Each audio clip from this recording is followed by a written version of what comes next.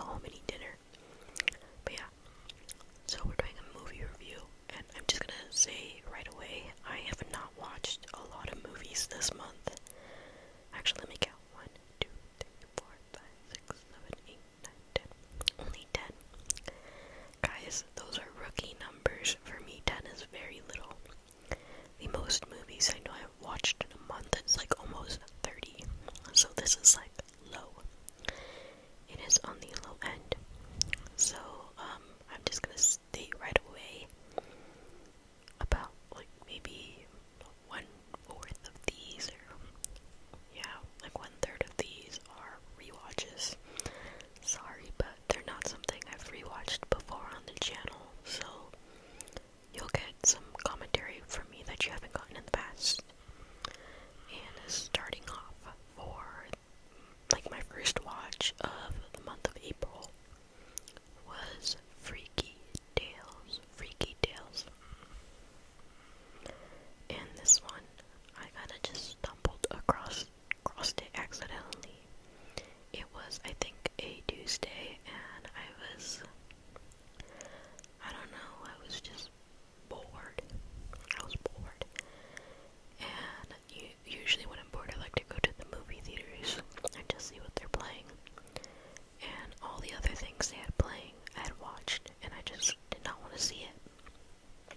But I saw Freaky Tales, and I was like, what is this? What is this? I don't know what this is. And I saw in the cast it had Pedro Pascal, and I love Pedro. I like Pedro, so I decided to go see it. So Freaky Tales came out.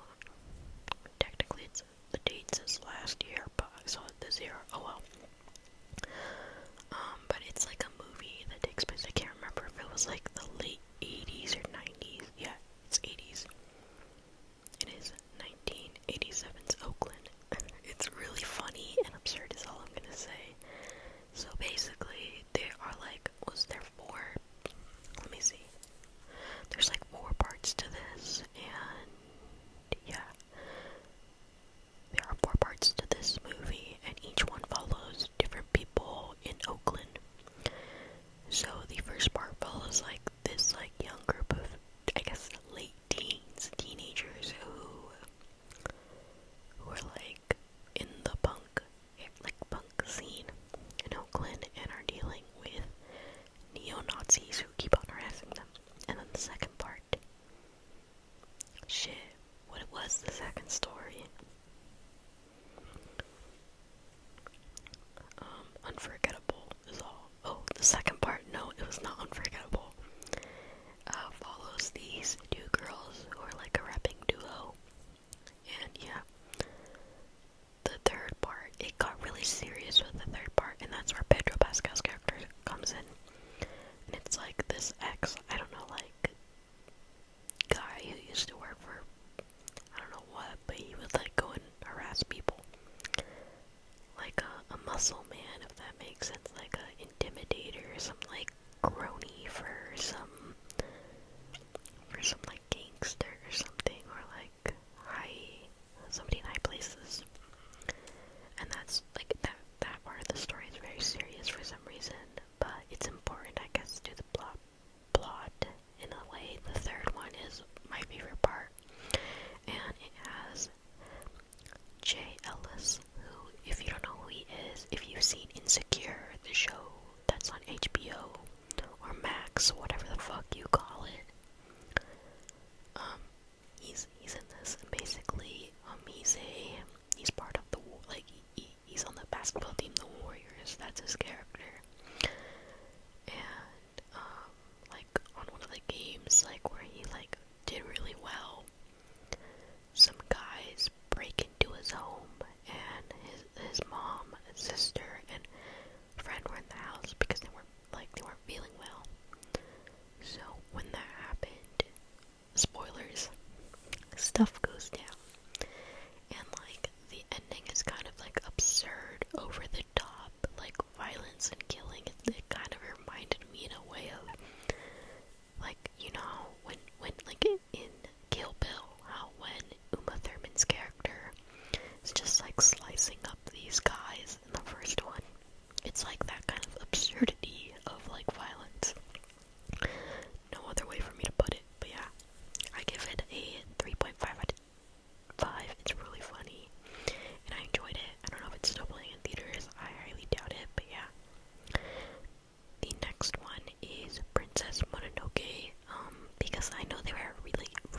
watched this.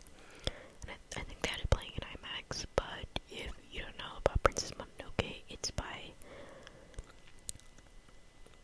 Hayao Miyazaki. Yeah, I'm sorry. I was like blinking on it for a second, and I was like, shit, why am I forgetting this? But yeah. And I'm kind of glad I saw it because, you know, the timing was just like perfect.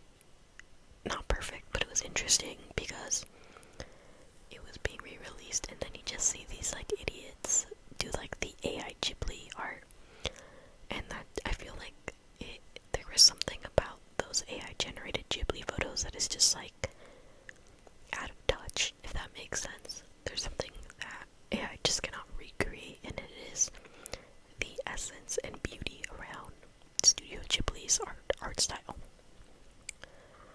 But also because, you know, AI is bad for the environment. It uses up a lot of water.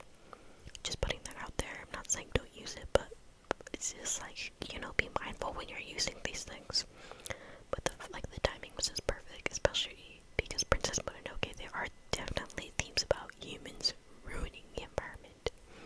That's all I'm gonna say, but I've already seen this movie in theater once, and seeing it again was just perfect. I just really enjoy the film, and for me it is a solid 5 out of 5. It's great, and I highly recommend it. Okay, next.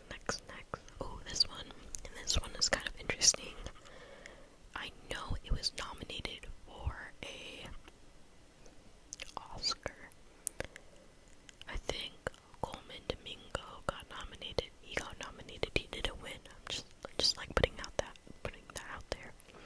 He got nominated for Sing Sing, which I don't know who the director is, but it basically is a film which follows like these guys in prison and the theater, like, because you know how in prison sometimes they have resources like you can pursue higher education and, you know, other things, or sometimes like have a job in prison.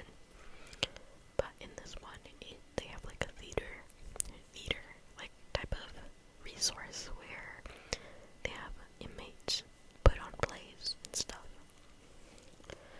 So in this one, we follow a character of Divine Eye, and let me see this other character. It's all they're both named Divine.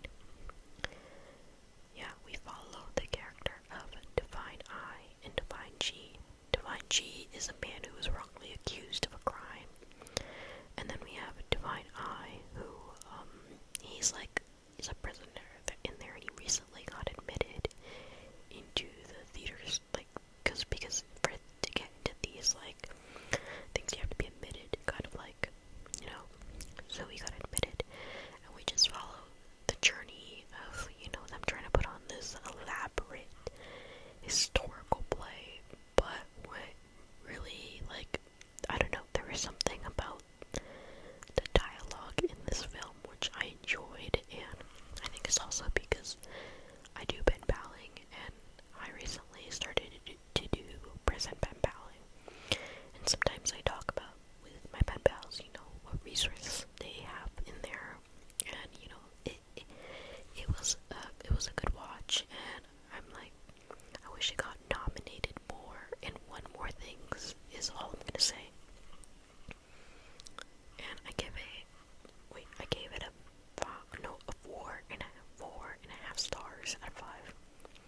But it's really good. It's a great film. Next, this film, it was not serious. Okay, I was bored and I watched this on my computer. Not to say, if you watch things on your computer, it's bad, or you're like bored with the content. I'm just saying I watched it on my computer, like a disclaimer. Let me log in. I'm back.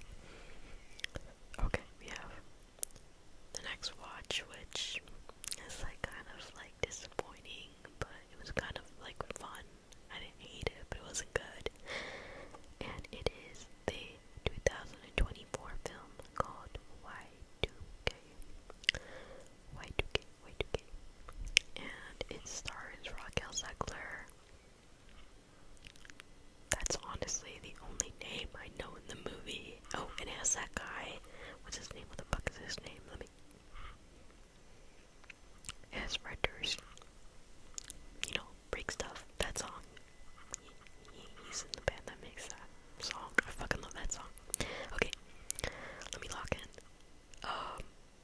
basically, it's a movie about, it's about to be the year 2000, but I think they tied to something that was actually happening at the time with concerns with, like, electronics or the new, like, electronic stuff. But basically in this one, the things, like, get back at them. Like, these electrical devices are killing people and, doing things to them. Which I was not expecting, to be honest. Like, I never really fully saw the trailer when it came out. I just knew about it.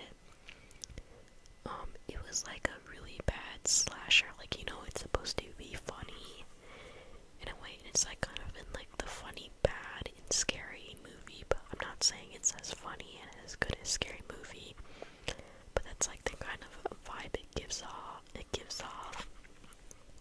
I just thought it was like funny and bad, and I didn't hate it. I thought it was fun, but still pretty bad. And I watched that which is something I do a lot. I just love. Yeah. I gave it a 2.5 stars out of 5, and I gave it a thumbs up. It's good. Would I recommend it? Not really, but hey, I'm not. Yeah, just you guys watch what you want to watch, and people talk about films. Don't be opposed to watching them. That's just like the film nerd in me coming out, because I watch bad movies if people say they're bad. Like I watched The Room by Tommy Wiseau, which is awful, and I knew it was bad, but I still watched it. Just be open to watch things. Okay, and formulate opinions for yourself. Sorry, I'm like going on tangents. Okay, now next up we have Duong Fu, Thanks for Everything, Julia Newmar. That's a long ass title. Okay, and this is a 90s film, 95. And the cast for this one is quite interesting. Patrick Swayze is in it. I like Patrick Swayze. I think he's a cool guy, or was a cool guy because he's dead. Wesley Snipes and John Leguizamo. He's Dibble in Romeo and Juliet, but yeah. In this movie, I loved it. I absolutely loved it. Okay, this is a movie that follows 3 drag queens. And, okay, let me just, there is this Letterboxd review, and even though it's a one-liner review, I do think it's the plot. It's imagine 3 drag queens and the plot of Cars. Me, I fucking ate that up. I don't know, I love this movie, but also when it comes to the mannerisms and personalities of these characters, them as drag queens, I was surprised to see these actors actually put on a good performance, or acted really well. And I was watching actually some interviews people gave. Sorry, I think somebody has to sync on. Ignore that. I can't. Fuck. Okay, anyways. What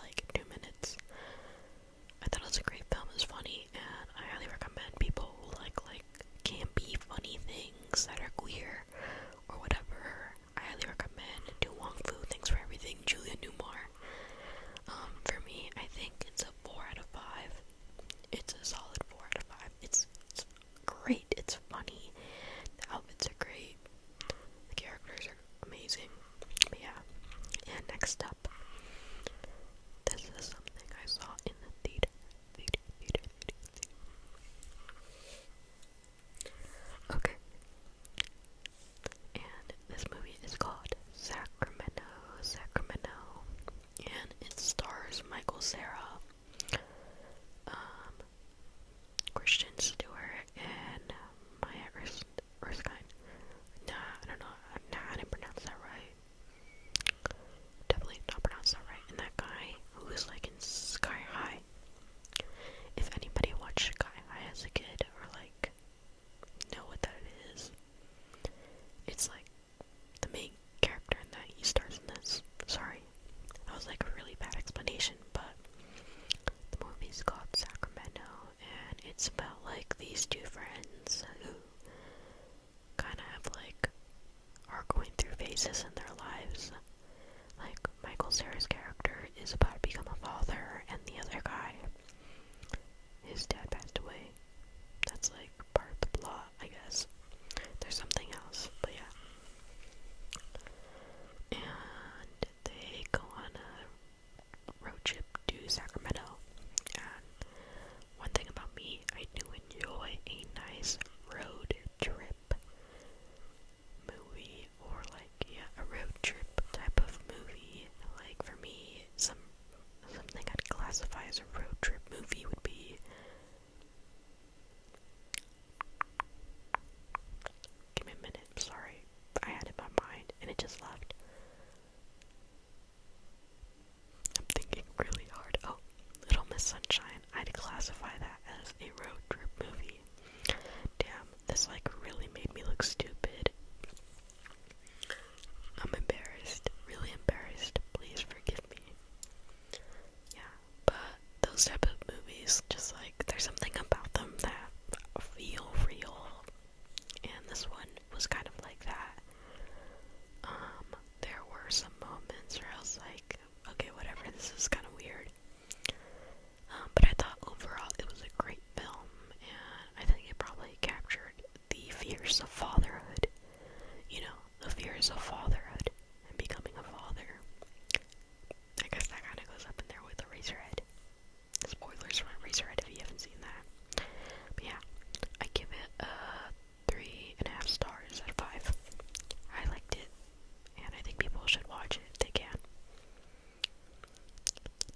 Next, oh my god, this one has been it's been everywhere. It's been everywhere. People are talking about it. And I saw this when it came out, like, the day it came out. And it is Sinners. And, I saw this in the theater, and it was actually interesting. Because there are 2 theaters near me. Only 2. The other ones. What the fuck? I don't know what the fuck that was. Okay. Anyways. So I saw it at one of my theaters, and it turns out in the theater I went to go see it, one of the rooms was recently renovated, so I got the nice seat for $10. It had like a recliner, a tray to eat for $10. That's so cheap. And anywho, so I saw Sinners, and I went in there knowing, I remember when it was announced that this was going to be directed. I remember when it was originally announced that this was going to be directed. So getting to see this was kind of like nice, and I will say it did not disappoint. From the music to the characters to just like the craft behind what Ryan Coogler directed, I was impressed, especially the history and the story he decided to write. And I like vampire stories, but having a southern vampire story, a black southern vampire story, was just perfect. It was great, and I liked how they kind of like, they did not ignore the cultural and historical aspects of these characters. And this is coming from me as like a historian. That's one thing I appreciate in filmmaking, is that when it comes to history, people are doing their research.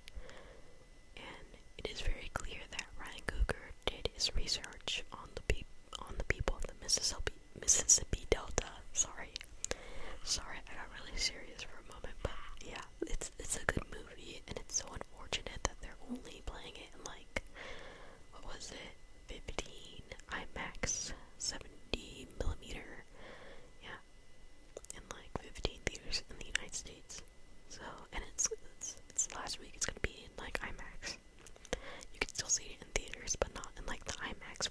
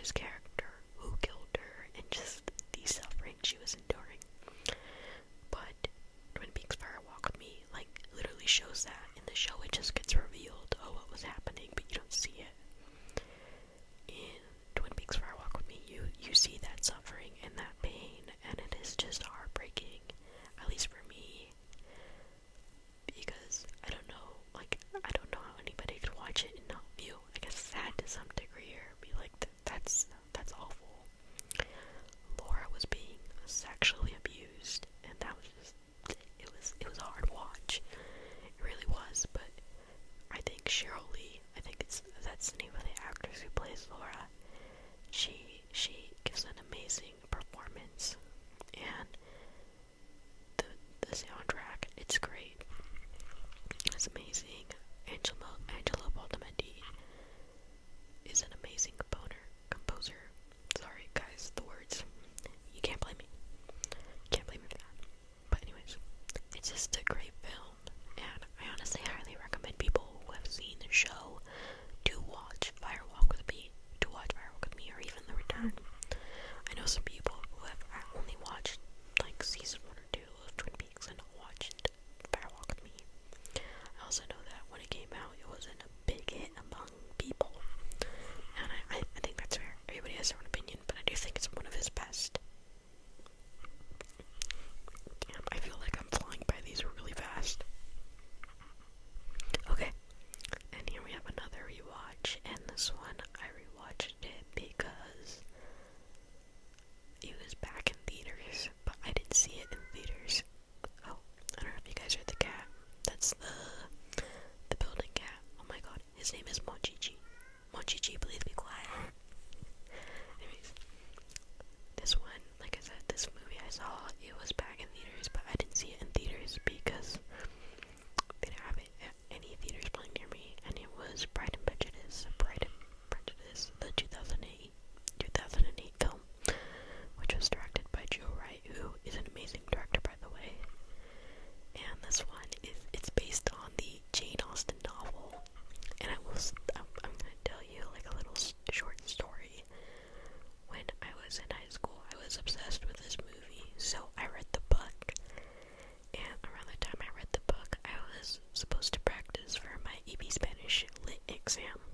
I was doing that, and I read that entire book within 1 week, and I think there is something about the film that is just, it's shot beautifully. The score is nice, and it's so romantic. This movie to me is so romantic.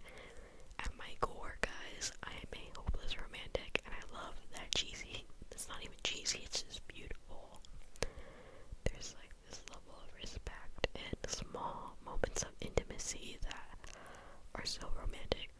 Like glances, like touches of hand. I'm like, wow, why is this so romantic?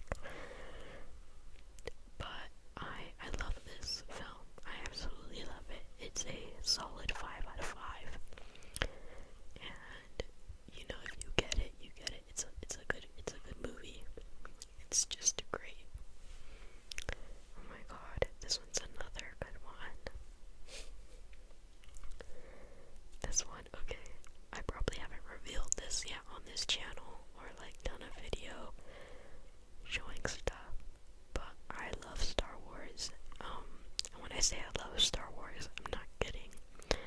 I'm gonna insert a picture here of my collection of Star Wars books, comics, DVDs. I also have figures, Legos, you name it. I have a lot of Star Wars things. Mine is a lightsaber, which I really want.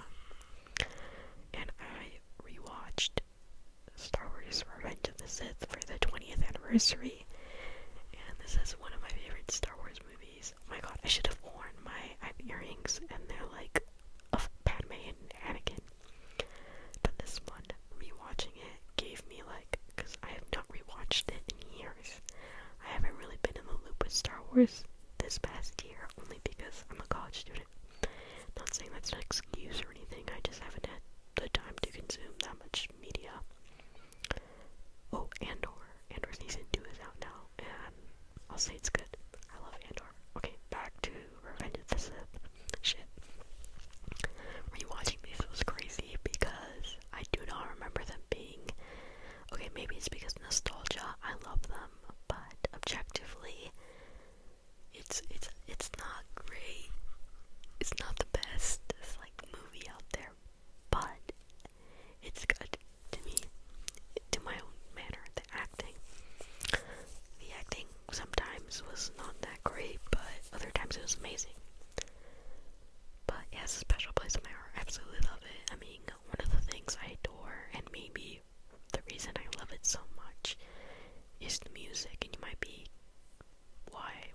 music. I don't know, there's something that, like, the score